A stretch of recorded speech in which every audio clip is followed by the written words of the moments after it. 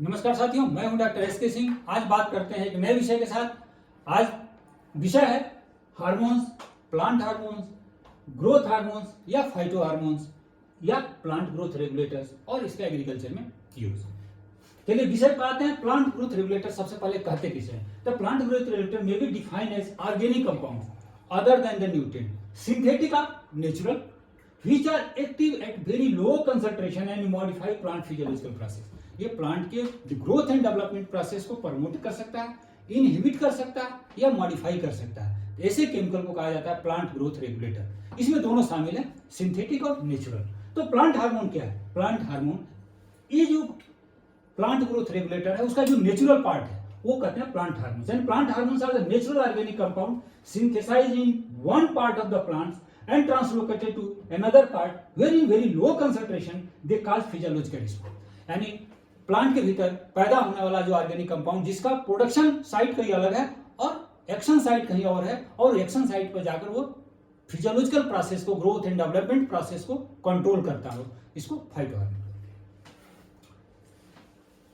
ये plant growth regulators या plant hormones जो है देखा जाए तो पूरी physiological process, tropism, phototropism, geotropism, radical को कैसे पता है उसे नीचे जाना है, प्लूमन को कैसे पता है कि उसे ऊपर जाना है, ये सारे के सारे कंट्रोल किसके पास है? हार्मोन के पास है। सेल का डिवीजन होना, सेल का इलंगेशन होना, सेल का डिफरेंशिएशन शूट में होना, रूट में होना, अन्य ऑर्गेन में होना, ये सारे के सारे हार्मोन कंट्रोल करता है। एब्सिशन, पत्तियों का नेचुरल डिटैच होना, फल का नेचुरली डिटैच होना, ये एब्सिशन का काम हार्मोन के कंट्रोल में। फ्लावर का बनना, फ्लावर का डेवलपमेंट, पॉलन ट्यूब का ग्रोथ, पॉलन फ्रूट का लगना, फ्रूट का बढ़ना, यहां तक कि सीड की डॉर्मेंसी या बर्ड की डॉर्मेंसी, यही नहीं बायोटिक और एबायोटिक की स्ट्रेस, ये सारे की सारी मैकेनिज्म कंट्रोल है हार्मोन से। जो पहले बार सबसे पहले जो टर्म हार्मोन्स यूज हुआ था, स्टार्लिंग ने यूज किया था 1906, लेकिन ये एनिमल में टर्म यूज किया गया था 1910 में बॉयस जॉनसन ने प्लांट सिस्टम में फर्स्ट टाइम हार्मोन्स का यूज किया। हार्मोन्स आकर इन सर्टेन फॉर्म, जनरली जो प्लांट हार्मोन्स हैं हार्मोन फॉर्म में प्लांट में नहीं होते, वो एक प्रिकर्सर फॉर्म, प्रिकर्सर एक अमीनो एसिड है और वो प्रिकर्सर फॉर्म में रहते हैं। जैसे उस पर एंजाइम एक्टिवेट एक्शन करता है वो हार्मोन में कन्वर्ट हो जाते हैं। यानी हार्मोन्स आकर in certain form called precursors, they this categorize into hormones by specific enzyme action. Example के तौर पर जो इंडोल एसिटिक एसिड हार्मोन है उसका प्रिकर्सर क्या है? ट्रिप्टोफैन। कई बार एग्जामिनेशन में पूछा जाता है इंडोल एसिटिक एसिड का प्रिकर्सर क्या है? ट्रिप्टोफैन। ट्रिप्टोफैन क्या है? एक एमिनो एसिड है। इस पर जैसे एंजाइम का एक्शन होता है, एंजाइमेटिक रिएक्शन होता है, यह इंडोल एसिटिक एसिड में कन्वर्ट हो जाता है। Hormones are mainly form in apical meristem. मैंने कहा ना कि प्रोडक्शन साइट अलग है। ये प्रोडक्शन साइट कहाँ है? Apical meristem, growing tips, shoot के ग्रोइंग टिप्स, लीव्स के ग्रोइंग टिप्स, रूट के ग्रोइंग टिप्स। प्रोडक्शन साइट सारे मेरिस्टेमेटिक टिश्यू हैं, लेकिन एक्शन साइट अलग अलग है। तो ये पैदा कहीं और होता है और ट्रांसलोकेट होकर, ट्रांसपोर्ट होकर अपने एक्शन साइट पर जाता है, जहां पर बड़ी माइन्यूट क्वांटिटी में इफेक्टिव होता है। अगर पूरे प्लांट ग्रोथ हार्मोन या रेगुलेटर्स को कैटेगराइज करना पड़े, क्लासिफाई करना पड़े, तो आप कह सकते हैं दो मेजर कैटेगरी है, ग्रोथ प्रमोटर और ग्रोथ इनहिबिटर। ग्रोथ प्रमोटर में जो आमतौर पर सबसे कॉमनली यूज होता है ऑक्सिन, जिबरेलिन या जिबरेलिक एसिड, साइटोकाइनिन्स, ये ग्रोथ प्रमोटर जो ग्रोथ को बढ़ाता है। ग्रोथ इनहिबिटर जो ग्रोथ को रोक सकने की क्षमता रखता है। Ethylene inhibitors and retardant. Ethylene को राइपनिंग हार्मोन भी कहा जाता है। ऑक्सिन दोस्तों, जो natural auxin indole acetic acid है, फर्स्ट टाइम ह्यूमन यूरिन से यह आइसोलेट हुआ था। सिंथेटिक ऑक्सिन जो बाजार में उपलब्ध है, जिसको कॉमनली आप विभिन्न कमर्शियल एक्टिविटी में यूज करते हैं, indole butyric acid, naphthalene acetic acid NaA, naphthalene acetamide 2,4-D और भी एक्स्ट्रा। ऑक्सिन, एक चीज जान लीजिए, जितने प्रमोटिंग हार्मोन्स है उनका देखेंगे एक्शन ना, या हार्मोन का एक्शन कई बार ओवरलैपिंग है, तो ओवरलैपिंग से कंफ्यूज न करिए। बहुत कुछ टिपिकल एग्जांपल मिलेगा, टिपिकल एक्शन रोल मिलेगा, लेकिन बहुत सारे रोल ओवरलैप कर रहे हैं। तो ऑक्सिन का रोल में देखें, induces cell division and cell enlargement, cell के डिवीजन और इनलार्जमेंट दोनों को बढ़ाता है। इंड्यूसेस रूट इनिशिएशन, ये इसका टिपिकल फंक्शन है। अगर रूटिंग करना हो तो ऑक्सिन ही काम करता है। वहां naphthalene acid, indole butyric acid का आर्टिफिशियल केमिकल्स उपलब्ध है। Induces flowering and fruit growth, break dormancy, dormancy को ब्रेक करने में इंड्यूसेस एपिकल डॉर्मेंसी। किसी किसी प्लांट्स में देखे होंगे कैरेक्टर है वो सीधे ग्रो करता है, उसकी लेटरल ब्रांचेज बहुत कम होती है, नहीं होती है। इस जो क्वालिटी है प्लांट को, इस प्रोसेस जो क्या कह सकते हैं, ये जो टेंडेंसी है इसको कहते हैं एपिकल डोमिनेंस। एपिकल डोमिनेंस किसके कंट्रोल में? ऑक्सीन के। यानी अगर ऑक्सीन बढ़ा दी जाए तो सीधे सूट आगे बढ़ेगा। अगर आपको सूट की लेटरल ब्रांचेज बढ़ाना, कई बार किसान क्या करते हैं, उसे अपने फ्रूट ऑर्चर्ड में लेटरल ब्रांचेज बढ़ानी है, क्योंकि उसे चारों डायरेक्शन में फ्रूटिंग लेनी है ताकि प्रॉपर फ्रूटिंग हो सके। तो क्या करता है, ऊपर के टिप को काट देता है। जैसे ऊपर का टिप काट देता है, मैंने कहा ना कि प्रोडक्शन साइड क्या है इसका, एपिकल मेरिस्टेम। वो यहाँ पर एपिकल मेरिस्टेम कटने से साइड के लेटरल बर्ड्स ग्रो कर जाते हैं और लेटरल ब्रांचेज निकल जाती है। देखिए ये लीची की एयर लेयरिंग का एक फोटोग्राफ है। ये आपको तमाम तरह के इंडोल ब्यूटेरिक एसिड का बाजार में जो प्रोडक्ट उपलब्ध है उसका यूज करते हैं, माली किसान यूज करते हैं। और जहां पर रूटिंग साइट है, पहले तो क्या करते हैं, 1 से 1.5 इंच शीशे के बाहर हटाते हैं पेंसिल साइज थिकनेस की, और वहां पर रूटिंग हार्मोन लगाते हैं ताकि जल्दी से जल्दी रूट निकल सके।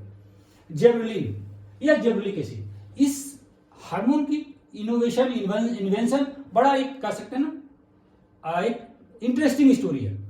जापान में एक साइंटिस्ट है कुरोसावा, उन्होंने देखा कि जापान में कुछ राइस के सीडलिंग हैं एबनॉर्मली बढ़ गए, और इतना बढ़ गया कि वो अपने वजन को भी नहीं सह पाए और गिर गए।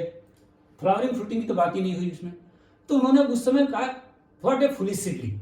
बाद में फुलिश सीडलिंग को फुलिश सीडलिंग डिजीज ही रख दिया गया। फुलिश सीडलिंग डिजीज है या बकेन डिजीज कहा गया कि ऐसी सीडलिंग जो एबनॉर्मली ग्रो कर जाए और गिर जाए, फ्रूटिंग फ्लावरिंग ना हो। तो ये जो बकेन डिजीज या फुलिश सीडलिंग डिजीज है, ये फंगल इन्फेक्शन के कारण होता है। फंगस कौन सा लग रहा था? जिब्रेला फ्यूजिकोराई। तो कुरोसावा साहब ने कहा कि जिब्रेला फ्यूजिकोराई जो फंगस है, इसके इन्फेक्शन से ये फुलिश सीडलिंग या बकेन डिजीज होती है। और आगे स्टडीज गई तो ये पाया गया कि जो जिब्रेला फ्यूजिकोराई है वो जब इन्फेक्शन करता हो तो क्या करता है, जिब्रेलिक एसिड का प्रोडक्शन सिंथेसिस बढ़ा देता है। और जब जिब्रेलिक एसिड की प्रोडक्शन या सिंथेसिस बढ़ती है सिस्टम में तो ग्रोथ बहुत ज्यादा होती है। यानी वहीं से जिब्रेलिक एसिड का कंसेप्ट आया। और जो फर्स्ट जिब्रेलिक एसिड रिकॉग्नाइज हुई वो होती GA3। आज मोर देन 100 जिब्रेलिक एसिड है। रोल क्या है जिब्रेलिक एसिड का या जिब्रेलिन्स का? कई बार जिब्रेलिक एसिड बोला जाता है, कई बार जिब्रेलिन्स बोला जाता है। Prevent genetic and physiological atrophy, यानी पौधे का कोई भी बौनापन अगर उससे दूर करने की क्षमता है तो जिब्रेलिक एसिड में, आदमी में नहीं ये काम करेगा, ये कंफ्यूजन में रही है। काज क्यूकर ग्रोथ, दम फटाफट ग्रोथ के लिए काम। Break dormancy, induce seed germination, induce flowering, induce parthenocarpy. Parthenocarpy क्या है, पूरा कंसेप्ट क्या है, मेरा एक सेपरेट वीडियो है, उसका आप लिंक इसमें जरूर शेयर करेंगे। साइटोकाइनिन, साइटोकाइनिन बेसिकली अगर इसका रोल देखें तो सेल डिवीजन का है, लेकिन चलिए first cytokinin is kinetin. Derive कहां से हुआ? वो सैल्मन फिश के स्पर्म से। फर्स्ट जो साइटोकाइनिन जो डेराइव किया गया वह सैल्मन फिश के स्पर्म से निकाला गया था। जो फर्स्ट प्लांट साइटोकाइनिन था जो आइसोलेट किया गया था वो मेज के दाने सीड कर मेज कर्नल से हुआ था, जिसका नाम रखा गया GAT। सिंथेटिक साइटोकाइनिन जो बाजार में उपलब्ध है, काइनेटिन, बेंजाइलेडिनिन, इथॉक्सी एथिलेडिनिन। साइटोकाइनिन की क्या रोल है? मैंने कहा सेल डिवीजन तो इसका प्राइम फंक्शन है। तो cell division and enlargement, induction of flowering and food development, apical dominance overcoming. Apical dominance किसके कारण होता है? ऑक्सीन के कारण। उसको ओवरकम करना हो तो क्या काम करेगा? साइटोकाइनिन का। Apical dominance delay senescence, senescence आपको फ्रूट्स आपका ड्रॉपिंग तैयार होकर गिरने के चाहते हो ना गिरे, थोड़ा दिन और आगे जाए तो वहां पर काम करेगा साइटोकाइनिन, क्योंकि डिले सेनेसेंस को डिले करता है। टिश्यू कल्चर मॉर्फोजेनेसिस, जब टिश्यू कल्चर जब आप किसी भी प्लांट का टिश्यू कल्चर करते हो तो उसमें एक सर्टेन टाइम के बाद आप चाहते हो कि रूट बने, सूट बने, वो जो कंट्रोल है वो किसके हाथ में है? हार्मोन के हाथ में। ऑक्सीन और साइटोकाइनिन के रेशियो के हाथ में। यदि ऑक्सीन का रेशियो ज्यादा हो जाए और साइटोकाइनिन के रेशियो कम रहे तो वहां रूट का इनिशिएशन होता है। यदि ऑक्सीन का रेशियो कम हो और साइटोकाइनिन का रेशियो ज्यादा हो तो वहां पर होता है सूट का इनिशिएशन। तो दोस्तों ये पूरी की पूरी टिश्यू कल्चर भी इसी का कंट्रोल में। Gibberellin and cytokinin regulate the growth in presence of oxygen. मैंने कहा कि बहुत सारे फंक्शन ऐसे हैं कि एक हार्मोन सीधे एक हार्मोन के इंडिपेंडेंट कंट्रोल में नहीं है, उसमें दूसरे हार्मोन की भी प्रेजेंस की भूमिका है। Kinins are not acidic. Auxin and gibberellin are acidic but kinins are not acidic. Ethylene, ethylene 901 में नेल्जुबो एक साइंटिस्ट है, उन्होंने फर्स्ट टाइम इथाइलिन को रिकॉग्नाइज किया था, आइडेंटिफाई किया था। इसको राइपनिंग हार्मोन भी कहा जाता है। क्यों कहा जाता है? क्योंकि जो आज की डेट में आपके पास फ्रूट्स आ रहे हैं जिसको आप कर सकते हो हेल्दी है, लीगली भी एक्सेप्टेबल है और हेल्थ पॉइंट ऑफ व्यू से acceptable, all are the ethylene ripened fruits. तो आप उसको इस नाते इसको राइपनिंग हार्मोन कहा है। सिंथेटिक इथाइलिन रिलीजिंग केमिकल्स जो बाजार में उपलब्ध है, इथरेल, इथापान, सेपा, ये बाजार में आप देखेंगे तो इथाइलिन प्रोड्यूसिंग केमिकल्स है। रोल ऑफ इथाइलिन, इथाइलिन का क्या रोल है सिस्टम में? ब्रेकिंग द डार्मेंसी, डार्मेंसी को भी ब्रेक करता है। इंड्यूसेज राइपनिंग ऑफ फ्रूट्स, इसे नाते राइपनिंग हार्मोन का है। इंड्यूसेज एब्सिशन, ये एब्सिशन को बढ़ाता है। जब इथाइलिन कहीं सिस्टम में बढ़ेगा तो एब्सिशन बढ़ेगा। Inhibit elongation and lateral bird growth, अभी हम कहते हैं साइटोकाइनिन लेटरल बर्ड ग्रोथ को बढ़ाती है, ये क्या करता है? लेटरल बर्ड ग्रोथ को इनहिबिट करता है। अब आई अगला हमारा जो इनहिबिटर है कैटेगरी हार्मोन्स का, प्लांट ग्रोथ रिटार्डेंट्स, रिटार्ड करता है, ये स्लो डाउन करता है। किसको स्लो डाउन करता है? Cell division and cell elongation. जब सेल डिवीजन और सेल इलांगेशन ही स्लो डाउन हो जाएगा, क्या होगा? ग्रोथ स्लो डाउन होगा, यानी जो ग्रोथ रिलेटेड एक्टिविटी हो वो स्लो डाउन हो जाएगा। अब the shoot is and regulate the plant height physiologically without formative. Example के तौर पर देखें, MO 1618, phosphon D, CCC, MC, LR. LR अभी बैन है, यूएसए वगैरह में बैन है। पहले यूएसए में एप्पल के ऑर्चर्ड को रेगुलेट करने के लिए बहुत सारे कल्चरल ऑपरेशन में इसका यूज किया जाता था, लेकिन बाद में माना गया कि कार्सिनोजेनिक इफेक्ट है तो यूएसए ने बैन कर दिया। This don't occur naturally in the plant, ये जो रिटार्डेंट्स हैं ये नेचुरली प्लांट्स में नहीं होते हैं। इनहिबिटर्स प्लांट्स में नेचुरली होते हैं। सप्रेसेस इनहिबिट्स ग्रोथ प्लांट, ये एकदम ग्रोथ को सप्रेस करने की क्षमता रखता है। और जो एब्सिसिक एसिड है ये प्लांट के भीतर पैदा होते हैं। Benzoic acid, salicylic acid, coumarin, chlorogenic acid, ये फिनोलिक इनहिबिटर्स हैं। माइलिक हाइड्रोजाइड और टीबा, ये सिंथेटिक इनहिबिटर्स हैं। और एबी एब्सिसिक एसिड, ये प्लांट के भीतर पैदा होते हैं। इनहिबिटर्स का रोल क्या है? Inhibitors accumulate leads to induce Darwin. मैंने कहा ना कि अगर किसी बर्ड या सीड में इनहिबिटर का कंसंट्रेशन बढ़ जाए, एक्युमुलेट हो जाए, वो डार्विन हो जाएगा, वो ग्रो नहीं करेगा। यानी डार्मेंसी हमेशा खराब है ऐसा मत समझिए। वो प्लांट, वो सीड नेचर के एडवर्स क्लाइमेट में कैसे सेफ हो, ये कंट्रोल इस इनहिबिटर के पास है। Regulate the flowering, senescence and tuber form, यानी सेनेसेंस का बढ़ना, ट्यूबर फॉर्मेशन होना, ये सारे भी इनहिबिटर के कंट्रोल में। इंडक्शन कोल्ड हार्डीनेस हो, ड्राउट हार्डीनेस हो, हाई टेम्परेचर का हार्डनेस हो, पूरे की पूरी है। इसे नाते इसे कहा जाता है AVI known as stress hormone. ये चाहे बायोटिक स्ट्रेस हो या एबायोटिक स्ट्रेस हो, कहीं ना कहीं खासतौर पे बायोटिक स्ट्रेस में इसकी भूमिका इनहिबिटर्स की बहुत ज्यादा है। ये स्टोमेटा जब बहुत ज्यादा अगर ड्राई कंडीशन हो तो स्टोमेटल क्लोज कर देता है। तो ये पूरी की पूरी प्लांट का एक सिस्टम है जिसको कंट्रोल करता है। कंट्रोल जेवलिन स्टिमुलेटेड ग्रोथ, अगर जेवलिन कहीं पर एक्स्ट्रा ग्रोथ क्रिएट कर रहा हो तो उसको कंट्रोल करना है तो आप इनहिबिटर का यूज कर सकते हैं। Cause abscission and dehiscence of the fruit का डिटैचमेंट भी इसी इनहिबिटर्स के कंट्रोल में। ये कुछ लिस्ट है जो बाजार में कॉमनली प्रमोटर्स की, इनहिबिटर्स की, ये सारे की लिस्ट है, आप इसे देख सकते हो। Common use of PGRs in agriculture में प्लांट ग्रोथ रेगुलेटर्स की आज की डेट में कॉमन यूज कहां किया जाएगा? प्लांट प्रोपगेशन, रूटिंग को प्रमोट करने के लिए क्या यूज करते हैं?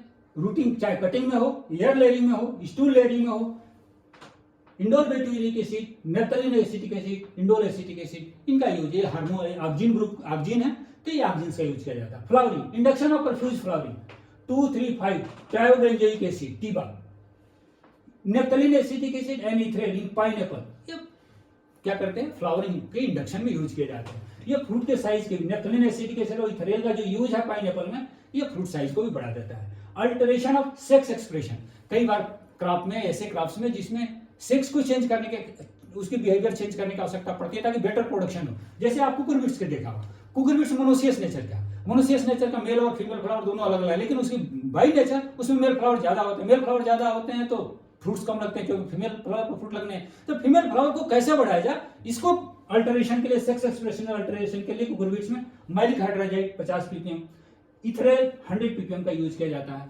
ताकि फीमेल फ्लावर का प्रोडक्शन बढ़ाया जाए और यील्ड बढ़े। फ्लावर थिनिंग, फ्लावर का ज्यादा आना अच्छी बात है, कई बार फ्लावर की थिनिंग की आवश्यकता पड़ती है जैसे जैसे आपके ऑब्जेक्टिव। जैसे आप गुआवा देखा होगा, गुआवा में क्या है, रेनी सीजन की क्रॉप किसान नहीं लेना चाहता, मार्केट वैल्यू नहीं है, इंसेक्ट ज्यादा लगते हैं, तो वो चाहता है कि विंटर की क्रॉप ले। तो उसे विंटर की क्रॉप ज्यादा से ज्यादा लेने के लिए उसे रेनी सीजन की क्रॉप को रोकना है, तो रोकने के लिए क्या कर सकता है, वो फ्लावर थिनिंग करेगा। फ्लावर थिनिंग करने के लिए जो हार्मोन में यूज किया जाता है, नेफ्थलीन एसिटिक एसिड का यूज किया जाता है। हार्मोन में एक चीज बहुत ध्यान रखिए, एक ही हार्मोन लोअर कंसंट्रेशन पर ग्रोथ को बढ़ा सकता है और हाई कंसंट्रेशन पर कुछ और रिस्पॉन्स दे सकता है, तो कंसंट्रेशन वाइज इसका रिस्पॉन्स अलग अलग है। पार्थिनोकार्पी मैंने कहा ना, ओवरी यानी ओव्यूल बिना फर्टिलाइज हुए ओवरी सीधा फ्रूट बना लो, उसे पार्थेनोकार्पी कहते हैं। पार्थेनोकार्पी पर डिटेल वीडियो हमने आपको लिंक शेयर कर रहे हैं, उसको देखिएगा, पूरा कंसेप्ट उसके बाद है। यानी बिना फर्टिलाइजेशन का फ्रूट बनाने की अगर कंट्रोल है तो हार्मोन में artificially naphthalene acetic acid, indole acetic acid plus GA का यूज कर पीच, पियर, एप्रिकॉट में पार्थेनोकार्पी डेवलप की जा सकती है। इथरेल का यूज ग्रेप्स में सीडलेसनेस के लिए किया जाता है और ये फ्रूट के साइज और वेट को भी बढ़ाता है। Control of pre harvest drop, एक तरफ हम ड्रॉपिंग बढ़ाने के लिए कभी कभी यूज करते हैं, तो कभी कभी ड्रॉपिंग कम करने के लिए, रोकने के लिए भी यूज करते हैं। मैंगो और सिट्रस में आपने देखा होगा सबसे मेजर प्रॉब्लम है फ्रूट ड्रॉप की। अब फ्रूट ड्रॉप ज्यादा से ज्यादा होगा तो फ्रूट कम मिलेंगे, तो फ्रूट ड्रॉप रोकने के लिए क्या करते हैं, 2,4-D नैप्थेलिन एसिटिक एसिड का यूज मैंगो और सिट्रस में कॉमनली होता है। नैप्थेलिन एसिटिक एसिड का कॉटन में फ्लावर जो स्क्वायर्स एंड बॉल्स है उसके शेडिंग ड्रॉपिंग को रोकने के लिए भी हम कॉटन में यूज करते हैं। इंक्रीज इन यील्ड, उपज बढ़ाने के लिए, यील्ड बढ़ाने के लिए भी हार्मोन्स के जिबरेलिक एसिड राइस में पेनिकल इनिशिएशन के लिए यूज किया जाता है। अगर पेनिकल इनिशिएशन ज्यादा होगा तो यील्ड ज्यादा होगा। ग्रेप में फ्रूट साइज और यील्ड के लिए जीए यूज करते हैं, क्योंकि जब आप उसके ग्रेप्स को आप देखोगे फ्रूट्स का बंच, तो उसमें स्प्रे करने से जीए उनके स्पीच का स्पेस बढ़ जाता है, तो फ्रूट ग्रोथ ज्यादा मिलती है। फ्रूट ग्रोथ ज्यादा होगा तो फ्रूट का साइज बढ़ जाएगा और यील्ड बढ़ जाएगा। Chrysanthemum flower, number of flower बढ़ सकता है, यील्ड बढ़ जाता है और सेल्फ लाइफ बढ़ जाता है। किसके, जिबरेलिक एसिड के यूज से। नैप्थेलिन एसिटिक एसिड का पल्सेज में अगर यूज किया जाता है, कई पल्सेज में, उसमें क्या फ्लावर की संख्या बढ़ जाती है, फ्लावर की ड्रॉपिंग घट जाती है, और जब फ्लावर की संख्या बढ़ गई और ड्रॉपिंग घट गई तो क्या होगा, यील्ड बढ़ जाएगा।